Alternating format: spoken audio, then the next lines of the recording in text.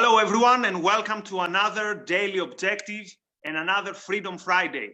So tomorrow is the 4th of July, so our homage and our celebration of this anniversary, we have a discussion about what the 4th of July is about and what are the values that should inspire us. And even more importantly, whether these values are alive today in the United States.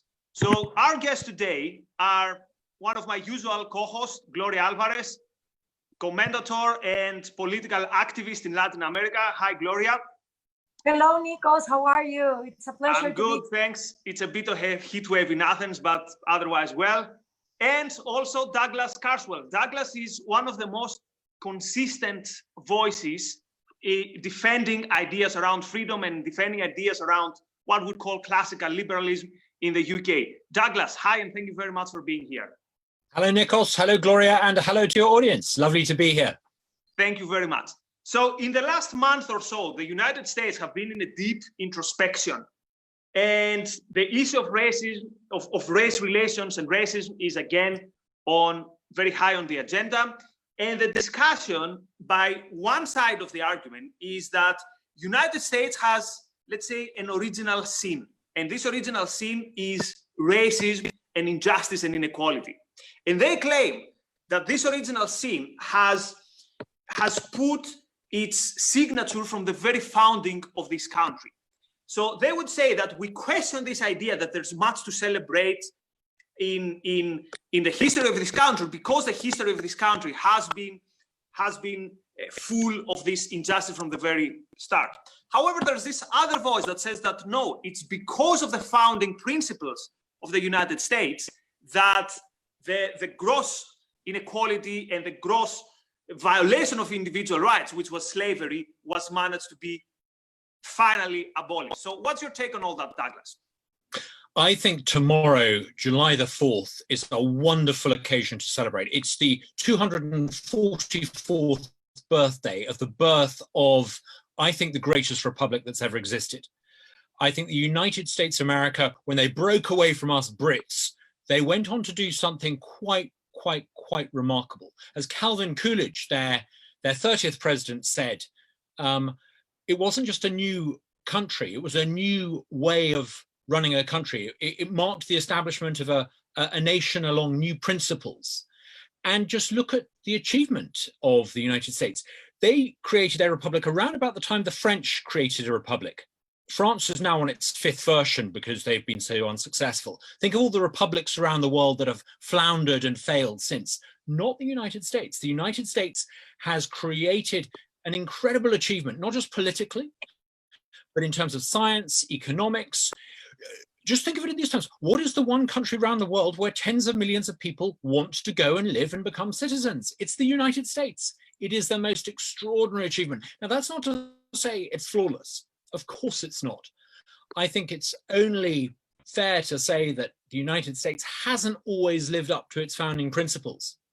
But on the big issues, America has always been right. They were on the right side in defeating Nazism. They extended civil rights in the mid-20th century to all Americans, particularly African Americans. And one thing I would never think we should forget is that the United States didn't just extend those principles and liberties to all Americans. Within my lifetime, they have extended those principles by winning the Cold War to the better part of humankind. And the world is a better place because of the United States. It's not perfect, but boy, when I see those people foolishly tearing down statues of America's past figures, by all means criticize them. But if you're going to apply those standards to the United States, there are many more things you can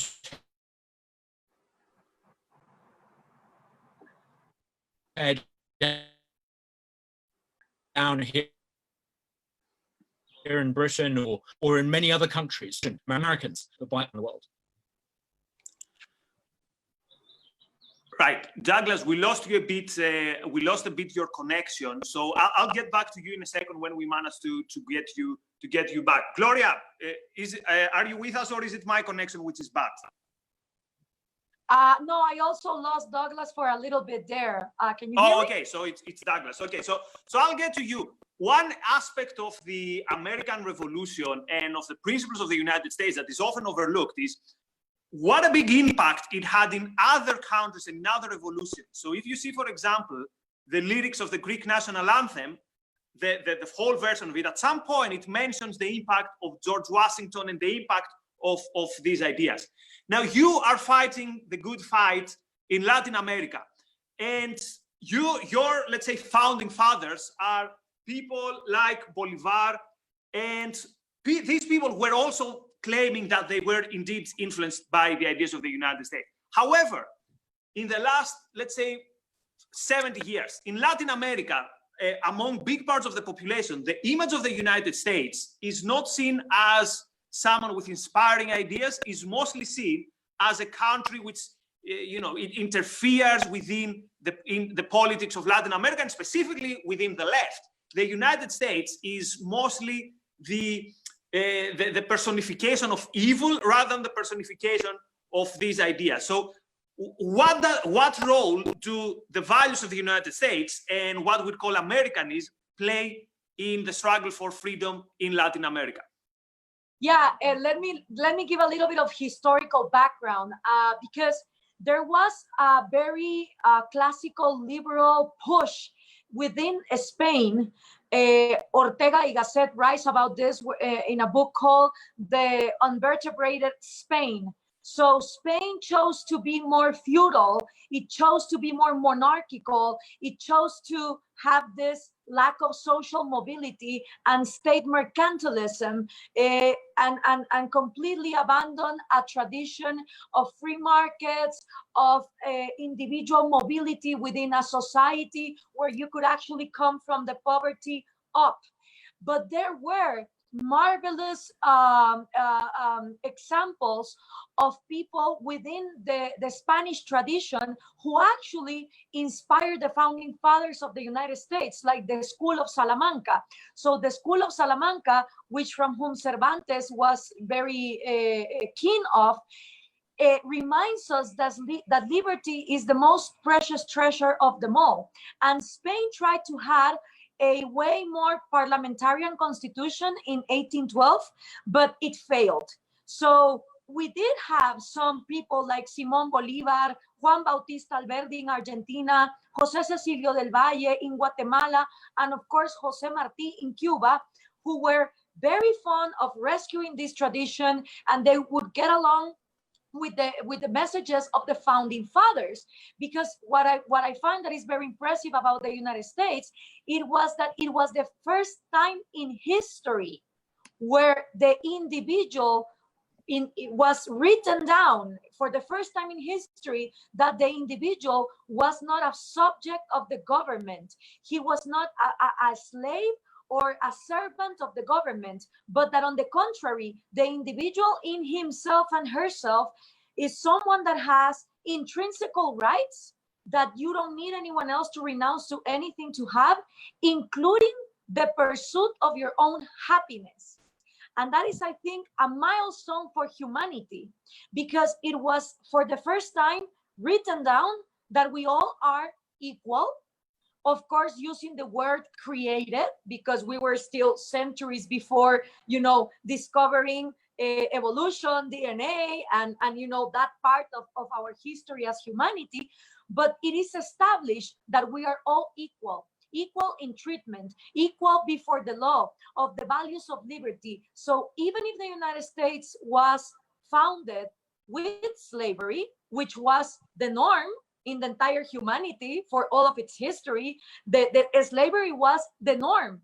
The innovative thing, it was that it was the first time that it was written down that the individual is free and only equal on the law. This tradition in Latin America didn't translate it. In Latin America, the monarchical mentality where yes, we copied the republic, as Benjamin Franklin said, right? The United States is not a democracy. You see nowadays all saying, oh, the democracy, the democracy. No, guys, you're not a democracy. In fact, the founding fathers knew that democracies were not sufficient in order to maintain individual rights. It was a republic. And what Latin America did is that we copy and paste the model, but not the foundations of it. We didn't decentralize taxes, for example. We didn't privatize the hinterland. So always the people kept on being subjects of the crown. And when we got independence, that tradition continued. This is explained very well in the book, Why Nations Fail of Robinson. And I think it's very valuable to think of that. Now, from then on, the United States did have this imperialistic vision, especially in the 20th century. But what I say to my Latin American friends is we need to own our own responsibility, because if you look case by case, from Salvador de Allende in Chile, or the CIA involving in Guatemala with Arbenz, or the creation of Panama with a fake independence from Colombia, every time the United States appeared in Latin America is because someone inside has opened the door. So no one comes inside your house unless you open the door. And in the case of Latin America, every time the United States has intervened, has been because the government, the counter-revolutionary forces, or some group in the civil society welcomes them in order to, make a revolution or change the status quo. Right. Thanks. Yeah, I agree with this, and that's also related to the history of Greece and the history of anti-Americanism, which quite often I think hasn't really benefited our political thing in Greece. But anyway, Douglas, are you back with us? Have we got a better connection? I hope you can hear me. Yes, we can hear you. Yeah, thanks. So my next question is, what would be the future of freedom in the UK and in the US? So we saw, for example, in the 80s, there was this so-called power couple in politics. You had Ronald Reagan and Margaret Thatcher. And they had kind of a similar project, which in the mind of its opponents today, it's called neoliberalism, whatever that is meant. And then you had, let's say, Clinton and Blair, again, similar trends of more like centrist kind of technocrats. And today we have a different kind of more, let's say, in the United States, an outsider's conservatism with people like Trump and his like bandwagon. But in the UK, we have Boris Johnson. Now, we'd expect from Johnson that because he has this understanding of classical liberals and the understanding of these ideas, that we'd see a conservatism that would be very, very also effective in the so-called culture wars. But what we see, both in the US and in the UK, we see that the culture wars seem to be won now, at least till now, by the left, because they have the, let's say, not control, but advantage on institutions like higher education, the entertainment industry, and all that stuff. So do you see that liberty falling or rising together in the US and the UK? And what do you see the relationship between, let's say, conservatism or republicanism in these two countries, specifically in the difficult times that we are living in? I think it's very worrying, because politics ultimately flows from what happens in universities, from what people think, from ideas. Politics is downstream from ideas.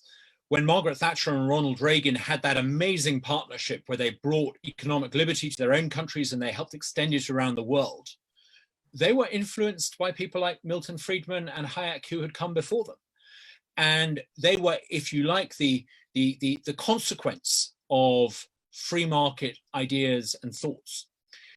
I think it's a little bit overly confident in the power of politicians to change things if we are going to expect governments, ministers, people like Boris Johnson, to fight this culture war. As Calvin Coolidge said, governments don't make ideals, ideals make governments. And we, all of us in the free market liberty movement, I think, have a responsibility to help fight this battle for liberty and for cultural confidence, for a belief that there is such a thing as Western exceptionalism, whether by that you go back just to the American tradition, the Anglo-American tradition, or way back to the classical Roman and Greek tradition. There is something distinctively Western that we should be proud of. There is virtue, not just utility, but moral virtue in the supremacy of liberal thought and liberal ideas and free exchange of ideas and free exchange of goods and services. And people who believe in this moral supremacy of liberty now need to come out and argue their case. And we need to argue it on campuses, we need to argue it online, we need to argue it in forums like this. We can't leave it to the political leaders, because the political leaders we have only reflect the ideas that people have been thinking over the past 10, 15, 20 years. I'm afraid that many of the battles that we thought we had won a generation ago in the cause of liberty are going to have to be refought again. I think liberty is under attack. It is under attack in a way that we thought we had defeated the communists. We had certainly defeated the Soviet communists. We hadn't defeated the cultural Marxists who were firmly embedded in the institutions of universities and here in Britain in the BBC. We now need to be prepared to fight this battle. And if we don't, I fear that actually we will become, whoever holds office, we will become increasingly less free and less prosperous and less poor and less happy. Right. And Gloria, Douglas brought the issue of the battle of ideas towards the left. But the problem in the United States is that quite often it looks like the right doesn't understand what the founding principles were. So quite often, for example, we see the religious right in the United States claiming that this country was built on, let's say, the Christian morality and all that stuff. So Gloria, being the minority that we are, so being at the same time secular and for individual rights, do you think that it is worth fighting this battle within conservatism and actually telling to conservatives, you know what, the ideals that you think were the founding principles of what makes this country special, actually it's not. It's an idea, and it's the idea of individual rights that gave sanction to the American Revolution. Do you think this battle, after, like, I don't know, 3-4 decades of the American right going towards a religious route, is still winnable? I don't think so. And I think that that's why the libertarian movement, a political movement, is becoming more and more of an option. And sometimes objectivists as themselves find that they have more coherent or more ideas in common with libertarian movements than with the Republican Party in itself, let alone that right now the Republican Party is even distancing itself from Trump. So I think that the conservative movement, it's in a crisis. That's why, you know, I wrote a book about it, how to talk to a conservative, because I do believe that there are commonsensical conservatives that do understand this, but I think that the damage comes from the fact that there is no separation in between Christianity and the Western civilization, and the fact that the Western civilization, with or without Christianity, has deep foundations of why the individual matters and why liberty and why morality and civil society in itself can organize a limited government in a republic. Some people believe that without Christianity, these values wouldn't exist in the Western society. And I blame Thomas Aquinas for this, because it was Aquinas who grabbed Aristotle and mixed it in a blender with Christianity. What would have happened if a Buddhist grabbed Aristotle and mixed it with Buddhism, or an Arab scholar, you know? So is way before Christianity. It stands on itself, and there is wonderful works in Ayn Rand's literature, for example, Conservatism and Obituary, where she talks about the danger that conservatives make. Also, Friedrich Hayek did it as well. And the Ayn Rand Institute has very good material on the secular principles that founded the United States. In fact, some of the founding fathers were even non-religious. So if we don't understand this separation, we will have this extreme conservative wing in the United States that go to the point where they deny the evolution. They want creationism to be taught at schools. And this dogmatism is only making young people go way more to the left. For example, today I have this. I have an event on the freedom to love, and the slogan is, you don't have to be socialist if you're gay. You're not doomed to be socialist if you're gay. There is an alternative, you know what I mean? And Tom Palmer is going to speak there, and David Bose and Deidre McCloskey. So we need, I think, yes, make alliances with conservatives when it's, you know, when we can, but we also need to do a work on itself of the secular principles that liberty holds. Right. And one last question to you. We're past time, but you're both too interesting to not to go a bit over time. So all three of us agree that politics is downstream from culture, and I would say culture is downstream from philosophy. So Douglas, taking into account the ideas that are dominating the US society today, or the big split between different people and the ideas they have, where do you see the United States in 10 years? Do you see more disintegration, or do you see that there's a chance for maybe someone, centuries coming in and giving it a breath of life for another 10 years? Or do you see any big positive possibility that we might be missing during all these gloomy last months?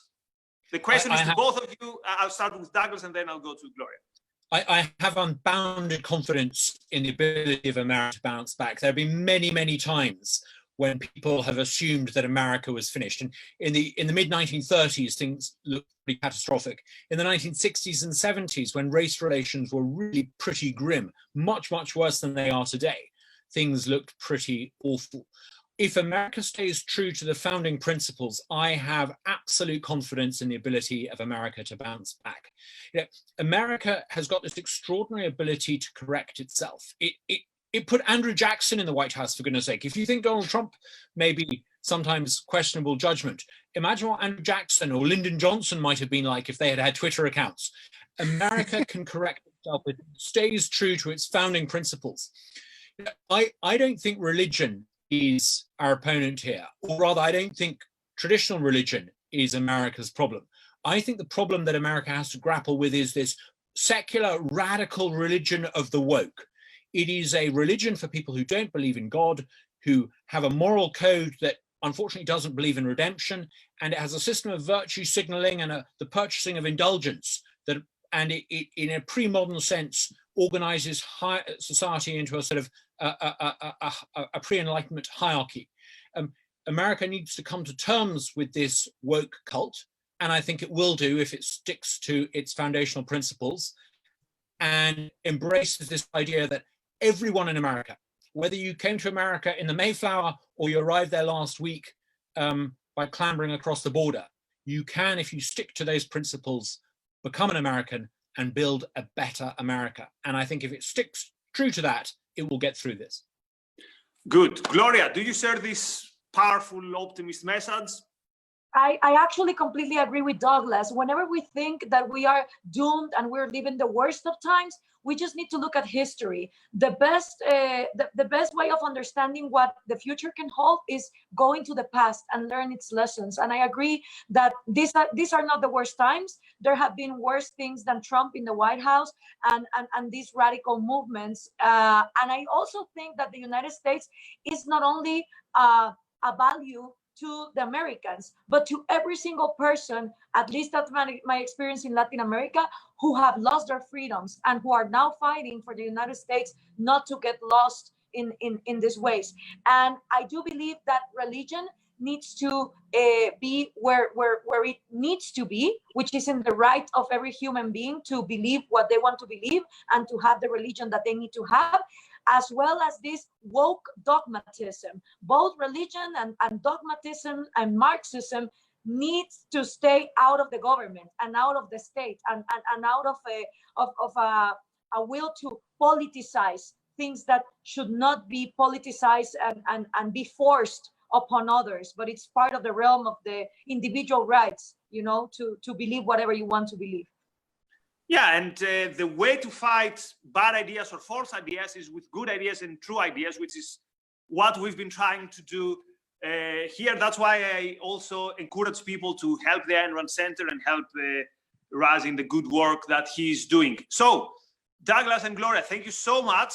I'm a bit more optimist than I was 25 minutes ago when I was preparing the notes for the show. Thank you very much, and many thanks to our audience and our viewers, and see you all next week. Thank you. Bye-bye.